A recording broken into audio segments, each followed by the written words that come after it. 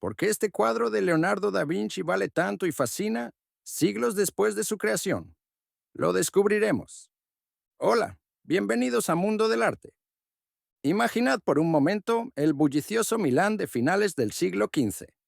Talleres llenos de bocetos, pergaminos con anotaciones, alumnos que intentan copiar los cuadernos de Leonardo y el murmullo de zumbidos mecánicos de sus inventos. Es en ese entorno donde, hacia 1483, Leonardo recibió el encargo de la Cofradía de la Inmaculada Concepción para pintar un gran panel destinado a la capilla de San Francisco el Grande. El resultado fue La Virgen de las Rocas, un lienzo que tardó años en completarse y al que Leonardo nunca dejó de volver. El cuadro sitúa cuatro figuras: la Virgen María, el Niño Jesús, el pequeño Juan Bautista y un ángel, en el interior de una gruta rocosa iluminada por una luz suave. Pero nada en esta escena es desprevenido. Cada roca, cada pliegue de tela y cada gesto hablan de un maestro que unió ciencia, teología y arte. Empecemos por la composición. Leonardo organiza las figuras en un triángulo invertido. La cabeza de María forma el vértice superior, y las manos de Jesús y el ángel, junto al cuerpo de Juan Bautista, constituyen la base. Esta estructura crea un flujo visual que conduce la mirada de la Virgen hacia el niño, de allí al ángel y luego al joven Bautista, que con su dedo señala al Mesías aún por revelarse. Ese giro de miradas traza un circuito de atención que refuerza el tema de la Anunciación y el destino divino de Jesús. Les propongo un primer reto de observación. Al detener la imagen, busquen el pie derecho de Juan Bautista, apenas visible entre sombras y rocas. Leonardo usó pinceladas finísimas de ocre y sombra tostada para integrarlo casi sin bordes al entorno. Si lo hallan, comenten pie encontrado. Es una forma de comprobar su mirada atenta. Hablemos ahora de la técnica del sfumato, que aquí alcanza su máxima expresión. Leonardo aplicó decenas de veladuras de óleo, mezclado con resinas naturales y cera, sobre un imprimado de yeso muy fino. Cada capa tardaba semanas en secar, y él volvía a pulir con paños de lino hasta lograr transiciones suaves como humo. En el rostro de la Virgen no hay contorno definido. La mejilla emerge gradualmente del fondo, igual que un pensamiento que cobra forma. Ese sfumato no solo crea volumen, sino una atmósfera casi mística, como si la luz misma fuera tangible. Otro reto.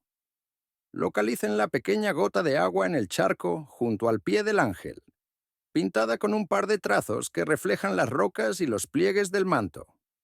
Esa gota, diminuta, simboliza la pureza y marca la línea entre lo terrenal y lo celestial.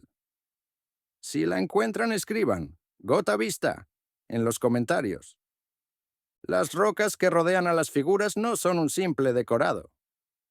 Leonardo había estudiado cavidades naturales y cañones, dibujando sus formas en sus cuadernos. Observó el fluir del agua y la erosión de la piedra. En la Virgen de las Rocas recoge esos estudios: texturas húmedas, grietas profundas y vegetación que brota entre las grietas. Es un paisaje geológico, evidentemente inverosímil, que convierte la gruta en un espacio simbólico. Refugio de inocencia y preparación para el milagro. Sobre esa piedra hay un segundo reto. Busquen el musgo verde que asoma en una grieta cerca del hombro derecho de María. Leonardo lo pintó con una mezcla de verde de malaquita y amarillo ocre, usando pinceladas cortas que crean sensación de humedad. Si lo hallan, comenten «musgo hallado». En el fondo, ese horizonte nebuloso aparece solo en la versión original del Louvre. Existe un segundo panel, casi idéntico, en la National Gallery de Londres, en el que los colores son más fríos y el paisaje más abierto. Leonardo pintó ambas versiones. La primera, Louvre, se quedó en Milán. La segunda viajó con él a Francia. Compararlas revela su evolución. El Louvre es más oscuro, misterioso y matizado. El de Londres más claro, cercano al estilo de la Anunciación. Retrocedamos al contexto histórico. La Cofradía de la Inmaculada Concepción debatía entonces un dogma que no fue proclamado oficialmente hasta 1854. La idea de que María nació sin pecado original. Encargar una imagen de este tema era revolucionario.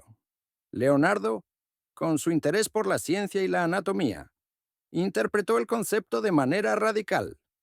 Ubicó a la Virgen en el vientre de la roca, símbolo de matriz pura, rodeada de niños que apenas conocen el pecado. Esa lectura teológica convierte el cuadro en un manifiesto de fe y saber. Un tercer reto. Identifiquen la rosa blanca grabada en la capa de María, un motivo apenas insinuado en el broche de su manto. Esa rosa, símbolo reciclado de pureza, se ve con atención a los matices de rojo y blanco. Escríbanlo en los comentarios. Rosa pura. La paleta de Leonardo aquí es también de maestro. Utilizó blanco de plomo, vermellón y un azul derivado del lápiz lázuli, aunque más económico que el de Afganistán. Añadió toques de negro de hueso para las sombras profundas y una pizca de verde de malaquita. Cada pigmento fue elegido por su capacidad de mezclar aromas de color sin perder luminosidad. En cuanto a la técnica de dibujo preparatorio, los expertos han descubierto bajo la capa visible líneas de carbón y trazos de pincel que definen las posiciones. Mediante reflectografía infrarroja, se vio que Leonardo inicialmente había pintado al ángel en otra postura, con la cabeza girada de forma más dramática, antes de optar por la serenidad que vemos hoy. La proveniencia de la versión de Milán incluye un viaje durante las guerras napoleónicas y varias restauraciones dramáticas en el siglo XIX. Incluso se creyó perdida en 1796, cuando los austríacos ocuparon la ciudad. No fue hasta 1808 que volvió a la iglesia de San Francesco Grande. Hoy, tras 2 siglos de cuidados, la vemos protegida tras un cristal a prueba de balas en el Louvre. Para los amantes de la restauración, un dato. En 2009 a 2010, la National Gallery de Londres sometió su versión a una limpieza controlada que reveló pigmentos más brillantes y esclareció el fondo. Ese proceso llevó a cuestionar la pátina oscurecida del Louvre y abrió debates sobre si el barniz amarillento es parte de la intención original o un accidente histórico. Un cuarto reto. Miren con lupa la línea de luz que sigue el contorno de la mejilla de Jesús, donde Leonardo añadió un toque de amarillo claro para indicar la divinidad. Si lo encuentran, comenten. Aura hallada.